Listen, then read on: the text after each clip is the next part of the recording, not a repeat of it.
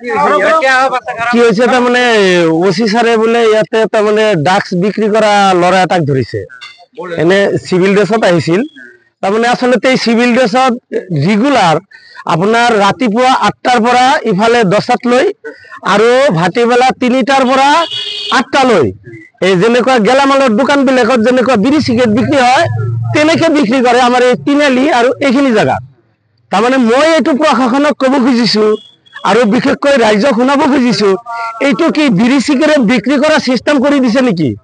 যে ড্ৰাগস বিড়ি সিগাৰেট বিক্ৰি কৰিব পাৰে যদি তেনেকে কৰিব পাৰে মিডিয়াত লিখি দিয়ক যে ড্রাগস বিক্রি করা নিষিদ্ধ নহয় তেনেহলে ড্রাগস বিড়ি সিগারেটের নিচিনা দোকান খুলি বিক্রি কৰি দিয়ক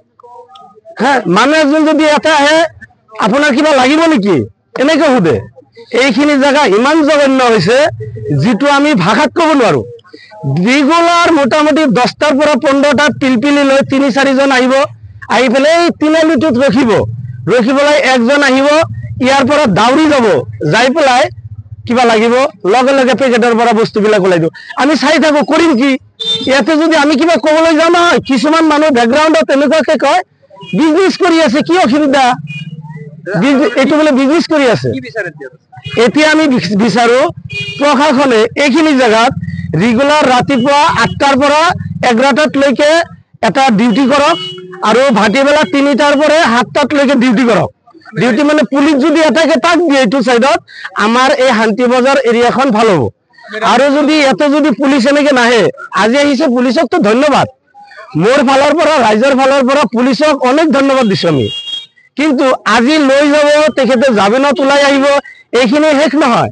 কেইদিন আগতে ইয়াৰ পৰা মানুহ আৰু একজন এৰেষ্ট কৰিছিল চক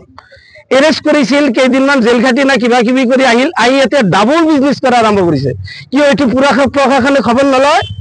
যে এই মানুহজন যে জেলৰ পৰা আহি পেলাই হি ভাল হল না বেয়া হল এই বস্তুটো খবৰ লোৱাৰ দায়িত্বটো নিশ্চয় আছে প্ৰশাসনত এতিয়া কি খবৰ খুঁজে চৰকাৰে কি কৰিব খুঁজে আমাৰ মানুহখিনি এই কি ড্ৰাগসৰ বিজনেসত কি পেলাই দিব খুজিছে না মাৰিব খুজিছে যদি মাৰিবৰ ইচ্ছা আছে ভ্যাকসিন দি গোটেইকেইটা পাব্লিকক মাৰি দিয়ক কাৰণ ড্ৰাগস বস্তুটো কেনেকুৱা বস্তু আমি সবেই বুজি পাওঁ আমি এইটো চৰকাৰক বিনম্ৰ অনুৰোধ জনাইছো যদি তেখেতে ড্ৰাগস মুক্ত অসম গঢ়িব খোজে তেনেহলে ভালকে প্ৰশাসনৰ ওপৰত কমপ্লিট পাৱাৰটো দি দিয়ক যাতে কৰবাত এনেকুৱা কন্ডিশন যত আছে তাতে পেট্ৰোলিং দিয়ক তাতে প্ৰশাসন যাই তাতে বস্তুটো যাতে ঠিক কৰিব পাৰে নহলে আমাৰ নৱ প্ৰজন্ম ধ্বংসৰ পথত 10 বছৰ 12 বছৰৰ লৰাবিলাক আজিকালি ড্ৰাগস বিক্ৰী কৰা খোৱা আৰম্ভ কৰিছে যিবিলাক মানুহ আহে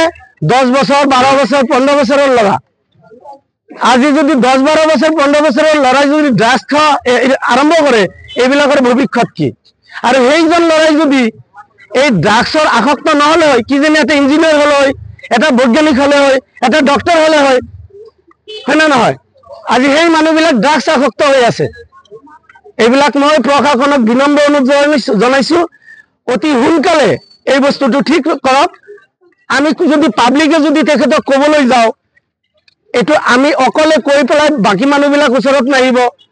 বা তেনেকুৱা এটা সিচুৱেচন আহিব এটা কাজিয়াৰ সন্মুখীন হ'ব সেইকাৰণে পাব্লিকে এইবিলাকত যাব নোখোজে আৰু তেখেতে সবতকৈ ইম্পৰ্টেন্ট কথা কি তেখেতে ভয় খুৱায়